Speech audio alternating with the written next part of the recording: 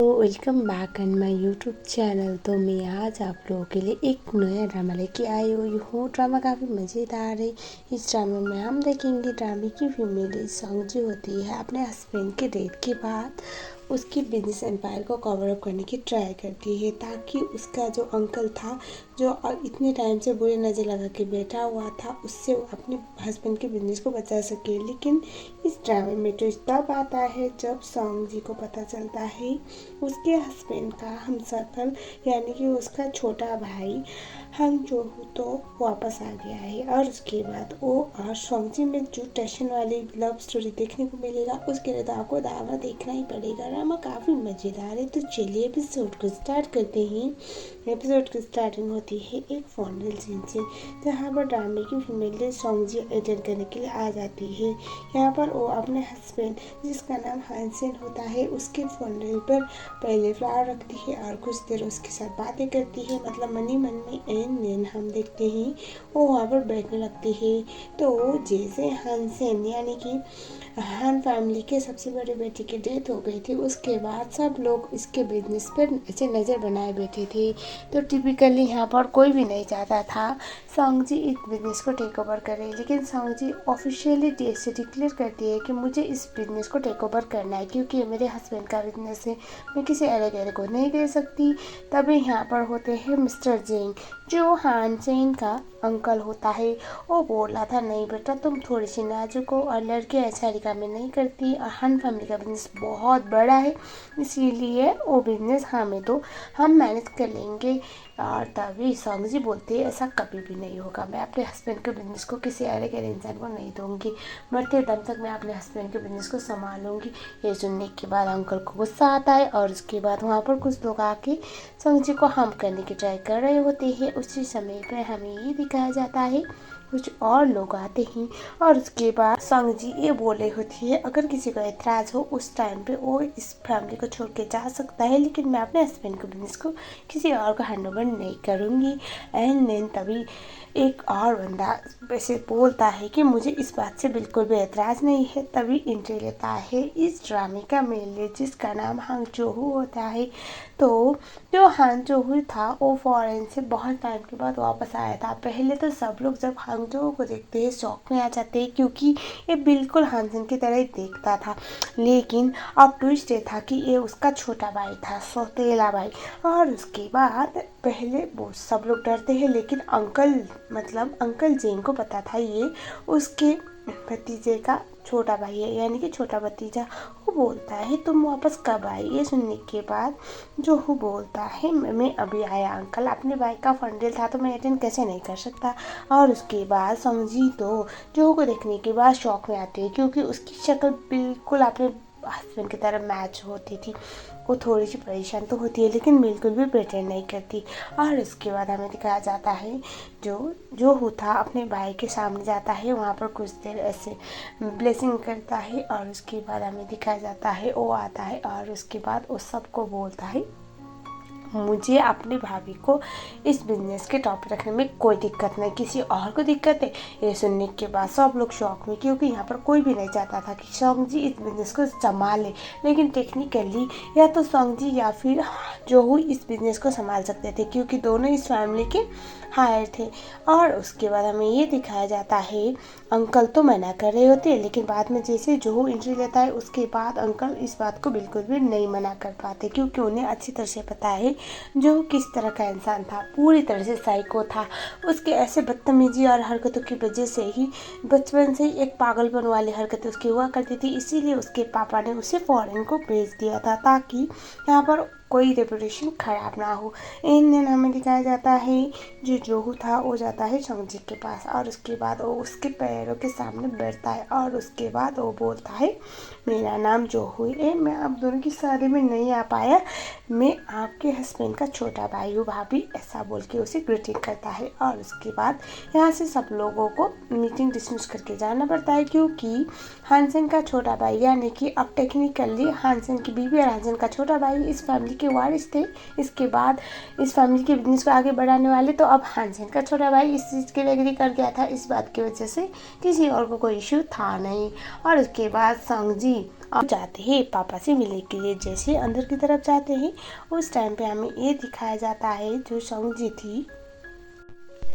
अंदर जाने के बाद दिखाया जाता है जो जोहू था उसके सामने संगजी छाता ओपन करती है, उसके गले पे वार करने की ट्राई करती है और वो बोलते हैं कौन हो तुम। ये सुनने के बाद जो वो बोलता है मुझे लगता है भाभी की तरफ से मेरा वेलकम गिफ्ट है क्या, इतने सालों बाद मैं घर वापस आया हूँ लेकिन मुझे इस तरह से वेलकम किया गया है, ये तो अनफेयर है। अगर भैया आज जिंदा होते तो उनको कैसा लगता भाभी, ऐसा वो बोलता है। और उसके बाद जो वो बोलता है अगर भाभी को ऐसा लग रहा है कि मैं कोई गलत सलत बंदा हूँ तो क्यों ना मैं भाभी को एक चांस दे दूँ मेरा एग्जामिन करने के लिए, ऐसा बोलता है। उसके बहुत करीब जाता है।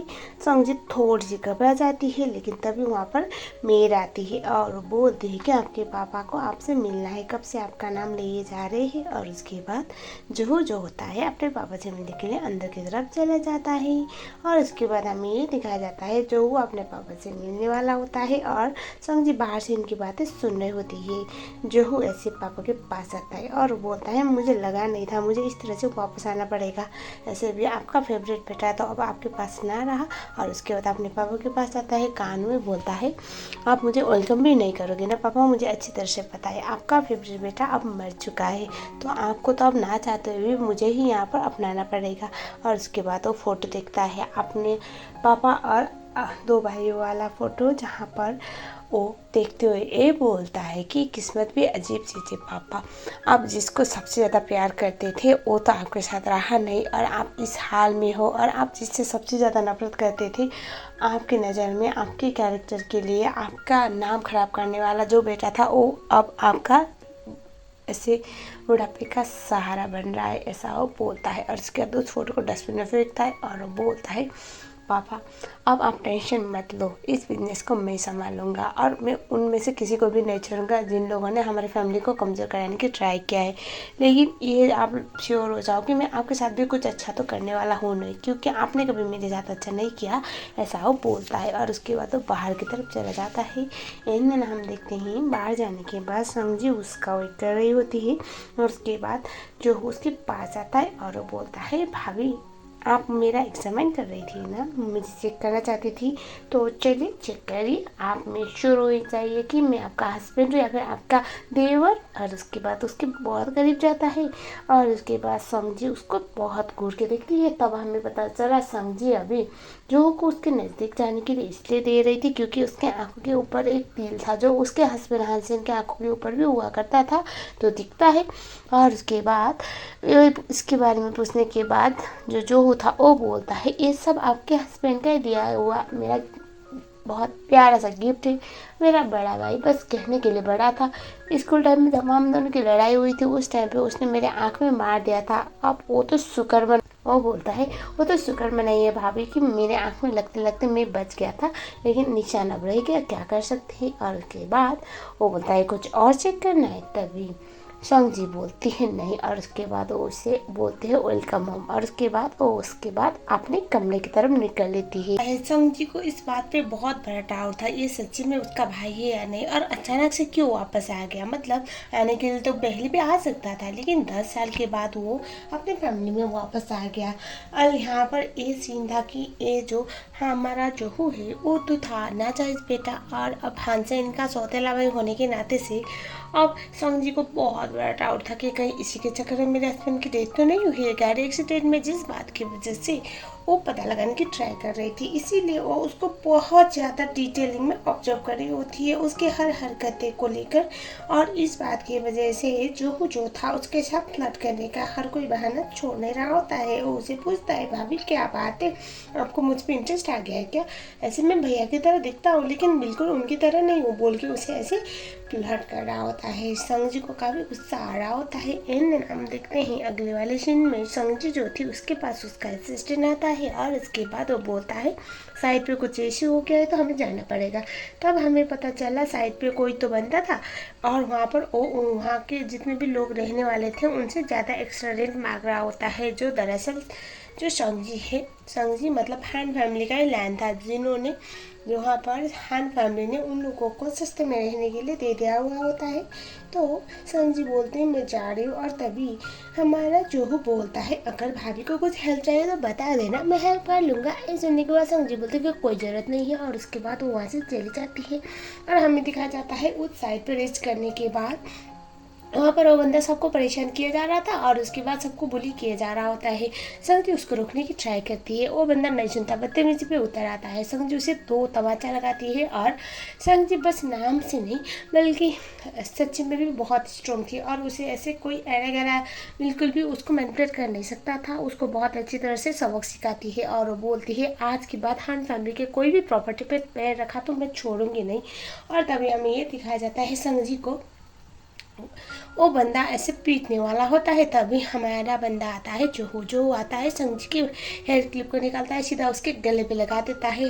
और यहाँ पर हमारा साहबजादा ऑलमोस्ट टपकने वाला था, लेकिन किस्मत अच्छी थी, जो उसे छोड़ देता है। और उसके बाद हमें दिखाया जाता है जो संजी थी उसे देखती है, और इस मोमेंट पर भी उसको उसका अपना हस्बैंड यानी कि हान सेन याद आ रहा होता है। उसे थोड़ा सा बुरा लगता है। और उसके बाद हमें ये दिखाया जाता है अगले वाले सीन में संगजी जोहू को बोलती मैंने तुमसे नहीं बोला था कि मेरी मदद करो, तो तुम्हें मेरी मदद करने की कोई ज़रूरत थी नहीं है। सुनने के बाद जोहू बोलता है भाभी को बुरा लग रहा है क्या मेरी मदद करने से? ऐसे आपको तो अच्छा फील करना चाहिए, मैं आपको हेल्प कर रहा हूँ, वरना यहाँ पर कोई भी खुश नहीं है आपका इस तरह से हान फैमिली के बिजनेस को टेक ओवर करने के डिसीजन से। ये सुनने के बाद संग जी बोलते कि तुम होते कौन हो मेरी फैमिली और मेरे हस्बैंड के प्रॉपर्टी के बारे में?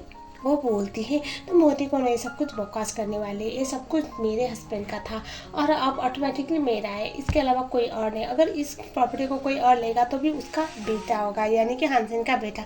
ऐसा वो बोल लेती है। तभी हमें ये दिखाया जाता है वहाँ पर संग जी का असिस्टेंट था, वो आता है और उसके बाद वो बोलता है बहुत बड़ी प्रॉब्लम हो गई। और फ़ोन को छीन के देखने के बाद हमें ये दिखाया जाता है जिस बंदे को संग जी और जो पीट के आए थे उस बंदे ने मीडिया कर लिया होता है। मीडिया के सामने आके ये बोल रहा होता है सर जी आप बहुत ज़्यादा सर पे चढ़ रही है सबका, और हान फैमिली को कंट्रोल कर रही है, हान फैमिली के बिजनेस को टेक ओवर करने के लिए इस तरह से अच्छे लोगों के साथ भी बुरा बर्ताव कर रही है। और ये सब कुछ बोल के संग जी का काफ़ी इमेज खराब किया जा रहा होता है, और जो संग जी ने किया नहीं उसके लिए भी संग जी को ब्लेम किया जा रहा होता है। संग जी बहुत परेशान होती है।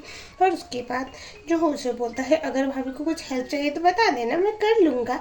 तभी संग जी बोलते हैं तुम्हारी हेल्प की बिल्कुल भी ज़रूरत नहीं है। और उसके बाद हमें ये दिखाया जाता है संग जी जाती है उस इवेंट पे। तो वहाँ पर जाने के बाद संग जी बोलती है मैंने कोई ऐसी गलत चीज़ की नहीं है। और उसके बाद वो वीडियो दिखाती है जहाँ पर वो बंदा पहले दूसरों को पीट रहा होता है, और इवन ये बंदा अपने सर पे पट्टी लगा के आया हुआ था, लेकिन ये सब कुछ जोर था, कोई पट्टी बट्टी नहीं था, चोट ही नहीं आई थी। मतलब संग जी ने पीटा होगा तो चोट आए ना। और उसके बाद संग जी से ये पूछा जा रहा होता है तो आपने किस बंदे के साथ मिलके इसके साथ इस तरह से हरकतें की? ठीक है आपने जो किया हो तो सही है, लेकिन जो उसका हेल्प कर रहा था आपका वो कौन है? ये सुनने के बाद संग जी बोलती है वो मेरे हस्बैंड का छोटा भाई है।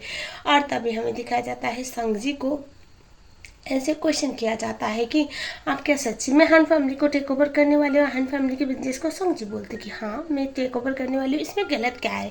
वो मेरे हस्बैंड का बिजनेस था, मेरे हस्बैंड ने बहुत मेहनत से कंपनी को वहाँ तक पहुँचाया हुआ था। हालांकि यहाँ पर जो कंपनी था वो इतना अच्छा कंडीशन में नहीं था, ऑलमोस्ट बैंक होने के कगार पे था, क्योंकि फाइनेंशियली बहुत ज़्यादा मैनिपुलेशन किए जा रहे होते हैं। और उसके बाद संग जी से ये पूछा जाता है अगर आप अपनी फैमिली को बिजनेस को टेक ओवर करने वाले हैं तो आपके अंकल का क्या मिस्टर जेंग, वो भी तो इसी फैमिली के है ना? ये सुनने के बाद संग जी बोलते हैं हर किस नहीं, अंकल को इस फैमिली ने बस एडप्ट किया हुआ था, वो दूर के कर्जे ने मेरे ससुर जी के ऐसा वो बोल लेती है। और उसके बाद संग जी से बोला जाता है कि आप इतने काबिल हो इतने बड़े कंपनी को हैंडल करने के लिए? संग जी बोलती है मुझे अपने आप पे पूरा भरोसा है, मैं कर लूँगी, लेकिन आप लोगों को भी मुझे सपोर्ट कर लेना चाहिए। इस तरह से किसी के भी बेकाबू भी आके मेरी इमेज को ख़राब करना बंद करो। संग जी से जेंग बोलता है बेटा तुम्हें पता है कंपनी को बहुत आराम से संभाल सकता हूँ, तो कंपनी को मैं संभाल लूँगा, तुम घर पे आराम से बैठो। ऐसे भी हानसेन के जाने के बाद तो तुम कितनी दुखी हो मुझे पता है। संग जी बोलती है अंकल आप मेरे लिए इतने ज़्यादा औरत थे, मेरे लिए बहुत बड़ी बात है, लेकिन मैं इस कंपनी को बिल्कुल भी नहीं छोड़ने वाली, क्योंकि ये कंपनी मेरे हस्बैंड ने बनाया था, मेरे ससुर जी ने बनाया था। आप इस फैमिली के दूर के बैठे हो। और तभी संग जी ये भी बोलते हैं कि अगर इस कंपनी को कोई टेक ओवर करेगा तो वो इस कंपनी का वारिस होगा। ठीक है, मेरा हस्बैंड उनकी डेथ हो चुकी है, तो उसके बाद तो उनका बेटा ये सब कुछ टेक ओवर करेगा। और उसके बाद वो बोलती है मैं उसके बच्चे की माँ बनने वाली, आई एम प्रेगनेंट। सब लोग शौक में, और जब वो प्रेग्नेंट हूँ बोलती है तभी जो भी वहीं पर आ पहुँचता है, वो भी खुद शौक में आ जाता है। और उसके बाद हमें ये दिखाया जाता है संग जी को ऐसे बोलते हुए सुनने के बाद जेंग बोलता है तुम प्रेग्नेंट कैसे हो सकती हो। तभी वो बोलती है कि तो क्या मतलब मैं प्रेग्नेंट नहीं हो सकती क्या, मेरा हस्बैंड था और एक मैरिड वुमन प्रेग्नेंट हो, इसमें आप लोगों को क्या डाउट है। मीडिया वाले पूछते हैं कि अगर आप प्रेग्नेंट थी तो अभी क्यों बताया, क्योंकि आपकी शादी को तो सिर्फ 6 महीने हुए थे, दरअसल इनकी शादी को ज़्यादा वक्त नहीं हुआ था। संग जी बोलती है मैं इस बात को बिल्कुल भी आगे आना देना नहीं चाहती थी, ये इतनी बड़ी बात थी नहीं, क्योंकि मैंने सोचा था मैं अपने प्यार के आखिरी निशानी को खुद ही सीक्रेटली अपने आप ही बड़ा कर दूँगी। लेकिन अब अंकल जेंग ना बहुत ज़्यादा मुझे मजबूर कर रहे हैं, बार बार चीप ट्रिक यूज़ कर रहे हैं। मेरे हस्बैंड के डेथ के बाद वो मुझे टारगेट कर रहे हैं। मुझे अच्छी तरह से पता है अंकल जेंग मेरी कंपनी को छीनने के लिए मरे जा रहे हैं। हानसेन जब जिंदा था तभी अंकल जेंग की उसकी कंपनी पे नज़र थी। ऐसे भी अंकल जेंग ने कुछ ऐसे मेहनत किया नहीं है कंपनी को खड़ा करने में सब कुछ में मेरे हस्बैंड और उनके पापा का हाथ है। और अभी ये क्या है, और ये सब कुछ थोड़ा इमोशनल कर देती है, और इस बात की वजह से अंकल जैन का मुंह बंद होता है। और उसके बाद वो संग जी को बस ये बोल के चले जाते हैं कि मैं तुम्हें बिल्कुल भी नहीं छोड़ने वाला, देख लेना। संग जी घर पे जाती है तो वहाँ पर एक रोज़ फ्लावर लेता है, और उसके बाद जो हो जा उसे फ्लावर देता है। संग जी उसके गले में हाथ रखने वाली थी, उसे एक मुक्का तो मारने ही वाली थी। ये देखने के बाद जो बोलता है क्या बात है भाभी, आप मुझ पर इतना इंटरेस्ट दिखा रहे हो, आपको इस तरह से लात घुसी बरसाना नहीं चाहिए। और इसके बाद संग जी बोलते हैं कि बकवास करना बंद करो, ये क्या कर रही हो। तभी उसे बोलता है कि मैं तो बस आपको फ्लावर दे रहा था। ये सुनने के बाद संग जी को जो हो ऐसे देख रहा होता है बड़े प्यार से। संग जी बोलती है तुम मेरे हस्बैंड के छोटे भाई हो, और इस घर में उसके छोटे भाई होने के नाते से रह रहे हो, और ना ही तुम्हारे नाम पे कुछ है इस घर का, तुम्हें भी अच्छी तरह से बताए, क्योंकि टेक्निकली इस घर के तुम नाजायज बैठे हो, तो मुझे परेशान करना बंद करो। जो सुनने के बाद जो थोड़ा सा सैड फील कर जो को अच्छी तरह से पता है संग जी ये सब कुछ इसलिए बोले ताकि उसे गुस्सा आए। वो बोलती है मुझे अच्छी तरह से पता है आप भैया के प्रॉपर्टी को बचाने के लिए कुछ भी कर सकती है, पावर और पोजीशन में रहने के लिए, लेकिन मुझे ये नहीं पता था कि आप प्रेगनेंसी जैसी इतनी बड़ी बात को भी इतनी इजीली सबको यकीन दिलाएंगे। ये सुनने के बाद संग जी हंसती है, बोलती कि तुम्हें क्यों लगता है कि मैं झूठ बोल रही हूँ। तभी जो बोलता है मुझे अच्छी तरह से पता है आप प्रेग्नेंट नहीं हो, आप बस झूठ बोल रहे हो ताकि लोग वो बोलता है आप झूठ बोल रहे हो ताकि लोग आपसे थोड़ा दूर हो, और उसके बाद आपके यहाँ पर कंपनी को टेक ओवर करने के प्लान में कोई ऐसे इंटरप्ट ना कर सके, क्योंकि टेक्निकली तो भैया का बेबी मतलब कंपनी का वारिस तो ऑटोमेटिक हो जाएगा ना। ऐसा सुनने के बाद संग जी हंसती है, बोलती है तुम्हें नहीं लगता तुम मेरे पर्सनल मामले में कुछ ज़्यादा इंटरफेयर कर रहे हो। तुम्हारे बारे में मैंने पता लगाया, तुम 10 साल से बाहर थे, और जब यहाँ थे तो भी तुम्हारा कुछ अच्छा खासा कोई यहाँ पर मेरी फैमिली के साथ कोई रिलेशन तो था नहीं।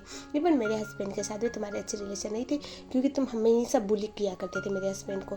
और उसके बाद वो बोलते हैं तुम मेरे देवर हो तो देवर बन के रहो, पर्सनल लाइफ में इंटरफेयर की कोई ज़रूरत नहीं, वरना मुझसे बुरा कोई नहीं होगा। ऐसा वो बोलती है, और उसके बाद उसका मुख बंद करवाती है। और उसके बाद वो बोलती है मैं शादीशुदा हूँ, और अगर मैं मैरिज हूँ तो उस टाइम पे मैं प्रेग्नेंट नहीं हूँ, ऐसा कैसे हो सकता है। प्रेगनेंसी इज़ नॉर्मल ना, तुम्हें क्यों लग रहा है कि बस मैरिज से पहले ही लोग प्रेग्नेंट हो सकते हैं, जैसे तुम्हारी मॉम हुई थी, ऐसा वो बोल देती है। थोड़ा पर्सनल गई, लेकिन फिर भी यहाँ पर हानसेन यहाँ पर जो कुछ बोलता नहीं है। और उसके बाद वो बोलती है मेरे पर्सनल लाइफ में इंटरफेयर करना बंद करो, तुम यहाँ पर मेहमान बन के आए तो मेहमान बन के रहो, वरना मैं किसी दिन तुम्हें इस घर से निकाल दूंगी। बोलती है अंदर चली जाती है। अंदर जाने के बाद समझी थोड़ा सा सुकून की सांस लेती है, क्योंकि बड़े बड़े बातें वो फेंक के आई थी, लेकिन ये तो सच था ना, ये प्रेग्नेंट तो बिल्कुल भी नहीं थी। तो हम देखते हैं अब अगले वाले सीन में जो एक बहुत बड़े बार पे होता है, उसका फ्रेंड उसके लिए कुछ इन्फॉर्मेशन लेके आया था। तो ज़्यादा इन्फॉर्मेशन तो ये नहीं दिखाया गया, लेकिन हाँ उसने ये बताया कि अभी हान कंपनी में बहुत बड़े ऐसे घोटाले हो रहे हैं। घोटाले मतलब पैसों की ऐसे हेरा फेरी, जिस बात की वजह से कंपनी बहुत ज़्यादा लॉस में जा रहा है। और कहीं ना कहीं इन सब चीज़ में अंकल जैन इन्वॉल्व है, ऐसा उससे पता चलता है। और उसके बाद जो होता वो बोलता है तो संग जी का प्रेगनेंसी वाला बात क्या, क्योंकि मुझे पता है वो मेरे भाई के बच्चे की माँ नहीं बनने वाली, वो झूठ क्यों बोल रही है, क्या वो दोनों सच्ची में इतने क्लोज थे। ये सुनने के बाद उसका फ्रेंड बोलता है मुझे लगता है वो ना उसकी पर्सनल बात है, भले ही वो प्रेम सच में क्लोज हो या ना हो, लेकिन तुम्हें इंटरफेयर नहीं करना चाहिए, बोलो मत, वो तुम्हारी भाभी है, तुम उसके देवर हो। और ये सुनने के बाद वो बोलता है कि मुझे यकीन नहीं वो उसके बच्चे की माँ बन सकती है। और उसके बाद हमें ये दिखाया जाता है वो ऐसे जो जेंग था उसको थोड़ा आगे से क्रॉस होते हुए दिखता है, जिस बात की वजह से वो ऐसे दूर वो चला जाता है। और उसके बाद जेंग और उसके बंदे को वहाँ पर बात करते हुए सुन लेता है, जहाँ पर बहुत सारा अमाउंट पैसा यहाँ पर लॉन्ड्रिंग किया जा रहा होता है हान ग्रुप का। और उसके बाद वो बोल रहा होता है अगर संग जी को पता चलेगा तो बहुत बड़ी दिक्कत होगी। अंकल जेंग बोलते हैं इतनी बड़ी बात भी है नहीं, मैं उसको निपटा दूंगा, तुम टेंशन मत लो, ये पैसे लो और यहाँ से फूटो। और तभी वहाँ पर हमें दिखा जाता है संग जी आप पहुँचते हैं। संग जी इन लोगों को बहुत अच्छी तरह से पीट देती है। और उसके बाद हमें ये दिखाया जाता है अंकल जेंग तो वहाँ से निकलने में कामयाब हुए। और उसके बाद में संग जी इस बंदे को पकड़ लेती है। वो बंदा संग जी के ऊपर वार करने वाला था, जिस बात की वजह से संग जी को पकड़ने के लिए, उसको बचाने के लिए जो उसके सामने आता है उसे हक करता है, पूरा चोट उसको लग जाता है। बाद में उस बंदे को पकड़ के वहाँ से फेंकवाया जाता है। और उसके बाद घर पे दिखाया जाता है जो था उसको चोट लगी थी, इस बात की वजह से वो बैठा हुआ था। संग जी आती है और उसके बाद उसे देखे बगैर ही उसको ऐसे वो मलम पट्टी करने का चीज़ देती है, बोलती है लो लगा लो। ये सुनने के बाद जो वो बोलता है आप खुद लगा दो ना, आपको बचाते बचाते मुझे चोट लगी थी और आप ऐसे दिखा रहे हो कि आपको फर्क नहीं पड़ता। ये सुनने के बाद संग जी बोलती कि मुझे सच्ची में फर्क नहीं पड़ता, मैंने नहीं बोला था कि मुझे कोई मार रहा है तो बीच में आके बचा लो, मैं बस ये तो इसलिए कर रही हूँ क्योंकि यहाँ पर अभी कहीं ना कहीं मेरा जो हस्बैंड है उसका तुम छोटा भाई हो और इस टाइम पे तुमने मेरी मदद की है तो इंसानियत के नाते, वरना मुझे कोई शौक नहीं है, मैंने नहीं बोला था तुम्हें मुझे बचा लो। ये सुनने के बाद जो था वो बोलता है तो ठीक है कोई बात नहीं। और उसके बाद उसे बोलता है लगा दो। और वो जाने वाली थी, जो उसे अपने पास खींचता है और उससे बोलता है थोड़ी सी तो इंसानियत दिखाओ ना, मैं आपके लिए इतना कुछ करा हूँ भाभी। ये सुनने के बाद संग जी बोलती है तुम ये सब कुछ क्यों करे हो। ये सुनने के बाद जो बोलता है क्या सुनना चाहती हो, ये सुनना चाहती हो कि मेरा दिल आप पे आ गया, या फिर ये सुनना चाहती हो कि जिस दिन मैं यहाँ पर वापस आ गया था उसी दिन से आप मुझे पसंद आने लगी हो, या फिर ये सुनना चाहते हो कि मुझे आपसे लव एट फर्स्ट साइट हो गया, या फिर ये सुनना चाहते हो कि आपके दिल में मुझे जगह चाहिए, मैं आपसे प्यार करता हूँ। ये सब कुछ सुनने के बाद तो संग जी तो शौक में आती है। वो बोलता है कि अगर आप माइंड ना करो तो मैं आपके लाइफ में आपको वो खुशी दे सकता हूँ जो शायद मेरे भैया आपको कभी ना दे पाए, क्योंकि कहीं ना कहीं मुझे आप और आपकी हस्बैंड यानी कि मेरे भैया के रिश्ते के बारे में सब कुछ पता है, ऐसा वो बोलता है और उसके बहुत करीब जाता है। और उसके बाद बोलता है कि इनमें से क्या सुनना चाहती हो, आर यू इंटरेस्टेड काफ़ी। ये सुनने के बाद उसे काफ़ी गुस्सा आता है। संग जी उसे जोर का तमाचा लगाती है और बोलते हैं अपने हाथ पैरों में अभी भी बोले हो, मैं तुम्हारी भाभी हूँ, मैं तुम्हारे भैया की बीवी हूँ, और भले ही तुम्हारा भैया जिंदा ना हो लेकिन मेरे बारे में ऐसा कुछ घटिया सोचने से पहले 100 बार सोच लेना, बोलते गुस्से में वहाँ से निकल लेती है। तो हम देखते हैं अब अगले वाले सीन में संग जी उसके पास उसका असिस्टेंट आता है और वो बोलता है मुझे लगता है हम जोहू के बारे में गलत समझ रहे हैं, आपने पता लगाने के लिए तो बोला हुआ है लेकिन यहाँ पर कुछ खास पता लग नहीं पाया। और तभी संग जी को बहुत कुछ डिटेलिंग में पता चलता है। दरअसल उसे लग रहा था ना अब तक कि कहीं उसके हस्बैंड के डेथ की वजह से इसी का तो हाथ नहीं, तो दरअसल ऐसा कुछ था नहीं। और उसके बाद वो बोलता है 10 साल पहले जब वो यहाँ पर हुआ करता था तो उस टाइम पे वो बहुत सारी गलतियाँ किया करता था, और जिस बात की वजह से आपके जो ससुर जी है बहुत परेशान हो गए थे, और ऐसे भी वो तो नाजायज़ बेटा था तो ऐसे भी उनके नाम के लिए तो वो धब्बा के जैसे ही था। इसी बात की वजह से जब बात हद से आगे बढ़ी इसी बात की वजह से आपके जो ससुर जी है उन्होंने उसको फॉरेन में भेजा था। जब तक वो यहाँ पर था तब तक तो एक नंबर का घटिया कमीना टाइप का कैरेक्टर था, ऐसा वो बोलते हैं। ये सुनने के बाद संग जी बोलते हैं अगर वो सच्ची में इनोसेंट है या फिर उसने मेरे हस्बैंड के साथ कुछ नहीं किया तो वापस क्यों आया है, क्योंकि उसका तो यहाँ पर किसी के साथ कोई ऐसा इमोशनल अटैचमेंट जैसा तो बात था ही नहीं। ये सुनने के बाद असिस्टेंट बोलता है मुझे लगता है कुछ और बात है, वो कुछ और गेम खेल रहा है, उसे यहाँ पर आने के लिए यहाँ कुछ भी ऐसे स्पेसिफिक ऐसे इमोशनल अटैचमेंट वाली बात थी नहीं, क्योंकि उसकी माँ तो बहुत सालों पहले मर चुकी है और अभी जो आपके ससुर जी है वो तो ऐसे बेड पे पड़े हुए हैं, आपको पता है उसके साथ तो उसने किस तरह से बात की है। संग जी बोलते हैं मुझे जल्द से जल्द पता लगाना पड़ेगा ये यहाँ पर क्यों वापस आया है, क्योंकि मैं हान फैमिली को कभी कुछ होने नहीं दे सकती, ऐसा वो बोल लेती है। यही बात जानने के लिए संग जी चली जाती है जोहू के कमरे में, जहाँ पर वो वॉशरूम में था, इसी बहाने वो घुसती है और उसके बाद सबसे पहले तो वो वहाँ पर उसका कुछ सामान ढूंढने की ट्राई करती है, कुछ तो पता चले लेकिन उसी टाइम पे जो वहाँ पर आता है और उसके बाद उसके नज़दीक जाके बोलता है कुछ ढूंढ रही हो भाभी। और संगजी तो घबरा जाती है क्योंकि यहाँ पर वो इतनी अच्छी इरादे से तो आई नहीं थी, ऐसे भी इतनी स्ट्रॉन्ग बनती फिरती रही और हमेशा उसकी इंसल्ट करती रहती है, तो इस बात की वजह से उसके लिए तो दिक्कत होने वाली थी। वो बोलते हैं इस कमरे में मेरा कुछ रह गया था, वही ढूंढने की ट्राई कर रहे हो। जो बोलता है अच्छा क्या ढूंढे मुझे बताओ, और उसके बहुत करीब जाने लगता है। संगजी बहुत नर्वस फील कर रही होती है और उसके बाद वो जैसे तैसे वहाँ पर फ़ोन पर लेती है, बोलती है ये देखो फ़ोन, और उसके बाद वो जाने वाली थी। जो उसे अपने पास खींचता है और वो बोलता है पर आपकी आंखें ये नहीं बोल रही कि आप यहाँ पर सिर्फ फ़ोन लेने आई हो, आपको कुछ और भी चाहिए होगा। ये सुनने के बाद जोहो को संगजी बोलती है और क्या चाहिए होगा। तभी जोहो बोलता है वो तो आप बताओगे ना भाभी, इस तरह से एक बैचलर देवर के रूम में इस तरह से कुछ जाना इज नॉट गुड ना, लोग क्या सोचेंगे। तभी संगजी उसे बोलती है जो भी सोचना है मुझे फर्क नहीं पड़ता, मैं सिर्फ फ़ोन लेने आई थी बोल के वहाँ से वो भाग जाती है, अपने रूम में जाती है। संगजी बहुत ज़्यादा डरती है, बहुत ज़्यादा नर्वस फील कर रही थी, उसे ऐसा लग रहा था आज तो ऑलमोस्ट वो पकड़ी गई थी, लेकिन किस्मत अच्छी थी बच गई। और उसके बाद वो सोचती है मुझे किसी न किसी कीमत पे ये तो पर्दा लगाना पड़ेगा, ये इस घर में क्यों आया है। सबसे पहली बात ये सच्चे में मेरे हस्बैंड का स्टेप ब्रदर है या फिर कोई और है, क्योंकि कहने के लिए तो कोई और भी तो हो सकता है ना जो प्लास्टिक सर्जरी करवा के आया हुआ हो, क्योंकि अभी तो हंसन मर चुका है, उस टाइम पे प्रॉपर्टी का असली ओनर कोई टारगेटेड है नहीं, ऐसा वो सोचती है। और उसके बाद फिर से दोबारा वो कैंची लेके जो के कमरे में घुसाती है संगजी। उसके बाद वो याद करती है दरअसल उसने ये प्लान पहले ही किया था, इसी बात की वजह से जब उसने वहाँ पर पानी पीने के लिए रखा था उसमें सोने वाला दवा मिला के रखा हुआ था। तो संगजी पहले तो उसका हेयर सैंपल ले लेती है, वो जाने वाली होती है उसी समय उसके हाथ पर एक मेडल था। ये देखने के बाद वो शॉक में संगजी सोचती है इसके साथ क्या कर रहा है, और उसके बाद उसे ऐसा लगता है ऐसा कैसे हो सकता है, ये वो है। और उसके बाद हम फ्लैशबैक में देखते हैं संगजी जब स्कूल के टाइम पे होती थी, जब उसके मॉम डैड की मौत हुई थी, उस बात की वजह से उसे अनाथ बोला जाता था और स्कूल में बहुत बुली किया जाता था। उस समय पे एक बंदा था जो आके उसकी मदद किया था और उसने बहुत गंदी तरीके से उन लोग वहाँ से भगा दिया था। संगजी जब उसे थैंक यू बोलती है उस टाइम पे वो लड़का बस इतना बोलता है अगर तुम दूसरों के ऊपर इतना डिपेंडेंट रहोगी तो कभी तुम्हारा कुछ होगा नहीं है, तुम्हें हमेशा अपने लिए खुद ही स्टैंड लेना पड़ता है। अगर तुम गलत नहीं होना तो तुम्हें डरना कभी भी नहीं चाहिए, अपने लिए स्टैंड लोगी तब जाके सब कुछ सही होगा। ऐसा वो बोल के वो चला गया था। और उसके बाद संगजी ये भी याद करती है वेडिंग नाइट पे उसने अपने हस्बैंड यानी कि हानसेन को यही वाला जो मेडल था उसने अपने हैंडमेड बना के दिया हुआ था एजेंट उसकी प्यार की निशानी। अब अपने हस्बैंड को वेडिंग नाइट पे एक गोल्ड मेडल जैसा देना कौन सा लॉजिक हुआ वो तो पता नहीं, लेकिन हाँ संगजी अब शौक में आती है कि ये इसके साथ क्या कर रहा है, वो उसे छीनने की ट्राई कर रही होती है। तभी जो हमारा बंदा था जो वो अपने आँखें खोल लेता है और वो बोलता है भाभी व्हाट्स गोइंग ऑन, इतने लेट नाइट को आप अपने देवर के कमरे में हो, आपको थोड़ा तो समझ होना चाहिए ना कि लोग क्या सोचेंगे। खैर छोड़ो मुझे तो फ़र्क नहीं पड़ता, लेकिन आपको थोड़ी सी तो फ़र्क पड़ना चाहिए क्योंकि आपके हस्बैंड की तो अभी डेथ हुई है। ये सुनने के बाद संगजी बोलती है ये तुम्हारे साथ क्या कर रहे हैं। ये सुनने के बाद जो बोलता है कि क्या, तभी संगजी बोलती है ये मेडल ये मैंने अपने हस्बैंड को वेडिंग नाइट पे गिफ्ट दिया हुआ था, तो ये तुम्हारे साथ क्या कर रहा है, तुमने क्या किया मेरे हस्बैंड के साथ बताओ, तुम ही थे ना जिसकी वजह से मेरे हस्बैंड की डेथ हुई है। तब जो बोलता है मुझे क्या पता, मुझे तो ये पड़ा मिला था स्टोर रूम में, तो मैंने सोचा यार किसका है देख लेता हूँ, और उसके बाद मेरे हाथ पे और आप ऐसे अटैक कर रहे जैसे कि मैं कोई खूनी हूँ, इस तरह से बर्ताव करोगे ना तो अच्छा नहीं होगा। संगजी बोलते मुझे ये दो मुझे रखना है, ये मेरे हस्बैंड के साथ होना चाहिए था। तभी वो बोलता है पर आपका हस्बैंड भी तो जिंदा ना रहा ना, तो अब ये रख के क्या करोगी भाभी।